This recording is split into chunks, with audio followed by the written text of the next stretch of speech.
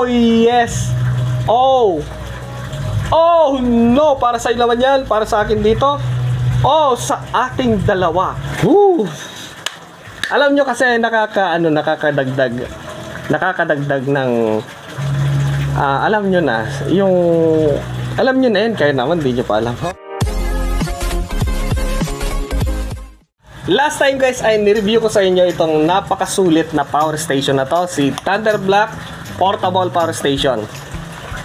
Napakasulit na power station ito guys kasi pure sine wave na siya, 300 watts na siya, malaki pa yung battery niya. Okay, so para sa mga interested, nasa description box. At siya nga pala guys, nalimutan ko, sasabihin ko na ngayon para hindi ko malimutan.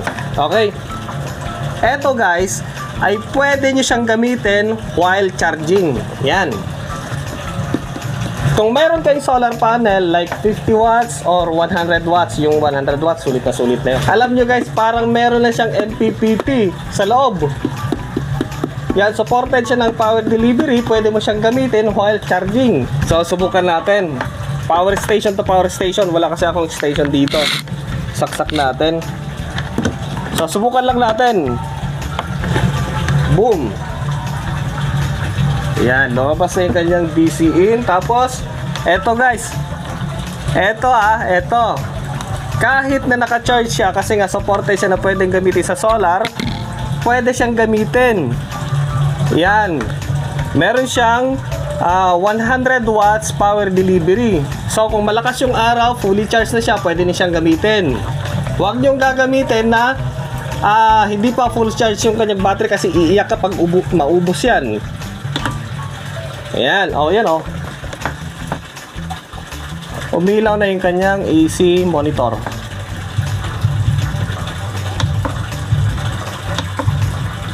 Boom. Okay, subukan natin. Yan. Habang naka-charge. Diba? Ayan guys, i-update ko na rin kayo sa mga nagtatanong kung pwede bang gamitin si Conpex Power Station 1000 watts. Ayan. Kung pwede pa siyang gamitin while charging sa solar, pwede guys. Basta puno na siya. Tapos naka-float or naka-boost. Okay, subukan natin. Boom! Fully charged na siya. 99 na siya or 100%. Okay? Iyon natin. Oh, pwede na. Kahit nagcha-charge sa solar, pwede. Ang ginamit ko DC in. Okay, so okay na. Pwedeng gamitin habang naka-charge. Balik tayo sa loob. Para sa mga interested sa malaking power station, yung nasa labas si Conpex Power Station, nasa description box. Tapos kung gusto niyo naman yung mas maliit, eto si Thunder Black. Ayan, nakalagay po sa description box. Okay, so ngayon, kung meron Thunder Black, meron namang Thunder Lamp. Hindi ako marunong tumaya. Okay, so ito siya guys. Ayan, so ito ay Thunder Lamp. Ilaw sa gabi. Ayan, sa mga gusto ng mga ilaw na maganda, may design, may looks, eto guys. Okay, so eto ay hindi lang siya ilaw. Basahin natin. Basa! Eto ay nasusulat. Okay, alien! Ayan, mas maganda buksan na natin para makita natin yung laman. Kung minsan nakakatamad magbasa eh. Basta buklat ng buklat tayo ng ganun. Pag nagkaka-trouble, saka tayo magbabasa. Okay? Yung kanyang cable. Yan yung supply cable niya para sa ating charger. Pero yung charger guys ay sa inyo dapat. Kung gusto niya bumili, yan. Ito guys yung Auto Project. Yan. Ilalagay ko sa description box. Ito guys ay quick charge at power delivery. Ayan, dalawa, double purpose. 65 watts. Ito guys ay charger ni Thunder Black. Yan. Ipa-plug ko na rin siya Si Thunder Black. Ayan. Okay. Ito guys ay napakahalaga sa akin kasi nga kung walang kuryente, ayan, ito yung inaasahan ko talaga. Okay. Tapos meron dito yung kanyang user manual, yun lang. Okay. Dito tayo sa bedside lamp or Thunder Lamp. Ganda oh, may tali siya. Tignan natin. Excited na ako. Paano ba ito? Tingnan natin yung itsura. Ah, ganun. Yan o. Sino na yung nakakita na ano, yung lamesa na parang lumulutang yung nasa ibabaw niya? Para siyang ganun. Okay. Ayun, ganun. Oh! Oh! Ha? Para siyang nakalutang, oh. Wow! So, dito, pwede kayong lagyan na ano dito, load. Pwede. Ha? Para siya kasing naka-float, oh. Yan, oh. Tingnan natin kung kaya yung cellphone na mabigat. Boom! Ganda, oh. Ayan. So, dito meron siyang tawag dito, tali dito, oh. Ayan. Para mag-counterweight. Tapos, nandito yung kanyang wire sa ilalim. Yan, oh. Nandito yung kanyang LED. Merong LED dito sa kabila. Ayan. Ewan kung para saan to. Dito sa gitna. Para siyang lalagyan ng baso dito. Kaya, piling kasya. Pwede. Ha? Pag magkakape ka or nagme-merienda, pwede. Tapos, dito sa baba, nandito yung kanyang wireless charger. Yan o. Dito. Tapos, nandito yung kanyang soft touch na switch. Wala siyang touch switch na ganun. Wala. Soft touch. Bale, gaganon mo lang. Yung mga maarte, mga siselan, gaganon lang nila. Parang ganun. Parang siyang ganun. Soft touch. At dito yung kanyang wireless charger. Okay, tapos, eto guys ay supported din siya ng USB Type A. Ano ba? Binabali-baliktad ko na. Ito, output niya, Type A. Ayan. Input, DC 5 volt 3 ampere. Okay, tapos, ito yung kanyang input. Dito natin isusuksok. Tapos, pwede sa mga, sa mga cellphone natin na yung conventional. Ayan, yung ganito. Dito natin isasaksak. Boom! Ha? Naging multiplier siya. Kaya dapat yung gagamitin yung ganitong klaseng charger. Yung power supply niya. So, wala akong extension. Ito na naman gagamitin natin. So, napakarami niyang gamit. Ulala! Okay. So, yan. Okay, tanggalin muna natin. Ayan. Sa ilalim, yung kanyang 4 na paa. Okay. Eto pa, pwede pala matanggal dito. Diba? Kung gusto nyo ay lumigaya. Diba yun? Kantahin. Kung gusto nyo ay eto lang, pwede lang. Yan. So, eto pwede mong gamitin na ilaw lang. O pwede pala balikta rin. Subukan natin. Hindi pwede. Ganun lang talaga. Diba pang ilaw lang pwede? Pwede kayo suksok to dito. Hindi pwede. So, kung ganito na format, pangkuan lang siya talaga, ilaw. Pero kung gusto mo pang charge, di pwede, lagyan mo ng ganito, oh.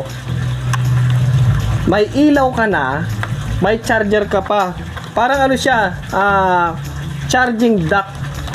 Diba? Ito yung dock na BB, Tapos eto, edi pwede mo ibulsa, dinalakawin na, pwede mo siyang gamitin while magta-travel ka. Yan, oh. Maliit, pwede mo suksok sa kung saan-saan. Okay, subukan muna natin. Ganyan. Diba? Tapos ang gamitin natin ito kasi ito yung kanyang kasama sa package. Huwag kayong gagamit na ibang cord kasi baka hindi siya supported. Hindi tugma sa kanyang ampere. Then on natin. Boom, yan o. Tapos kung yung cellphone nyo ay hindi siya supported ng wireless charger, may nabibili naman guys na ganito. Yan o. Ayan, itong pad lang na pang wireless charger. Ayan o. Nakadikit na kasi kaya hindi ko siya matanggal. Subukan natin. Isuksok natin dito sa kanyang DC-in na USB Type-C. Ayun o. Umelaw na siya. Umelaw na o. Okay. Yung ilaw muna. Mas maganda madilim. Patayin natin yung ilaw. Maliwanag pa rin. Maliwanag pa. Oh, yes. Oh no. Para sa ilawan yan. Para sa akin dito. Sa ating dalawa. Kung bakang dalawang bed, ang ganda ng kulay niya guys, ang ganda. Woo! Alam nyo kasi nakakadagdag ng alam nyo na yung ang ganda. Tapos meron ka pang ganito. Oh my god, oh my god. Eto na. Oh. Tapos nakailaw ka, kaya nga guys 3 ampere yung kanyang input, dapat sustain yun, wag kayong gagamit ng yung maliliit. Subukan natin. Mas maganda yung nakailaw na siya para makita natin kung kaya. Tingnan natin. Ayun, nag-charge na siya. Nag-charge na. Oh man, nag-charge na. Tapos kung ayaw mo may ilaw patayin mo siya. Yan. Patayin muna natin para makita. Yan. Automatic niyang ma-sense kung may nakapatong ng ayun o, milaw na siya o. Nag-charge na. Automatic niyang ma-sense na mayroon nakapatong sa kanya na i-charge. Yan o. Okay. Magiging blue yung kanyang ilaw. Yan o. Baka hindi niya nakikita. Ayan o, nag-charge na siya. Magiging blue. Kanina ay green. Ngayon naging blue. Ayan. Nawala na kasi nga sandali lang naman yung kanyang notification na nagkakarga na siya. Yan o. Oh yes. Ang ganda, ang ganda. Ang sarap na ulit-ulitin. Ilaw, ilaw, ilaw.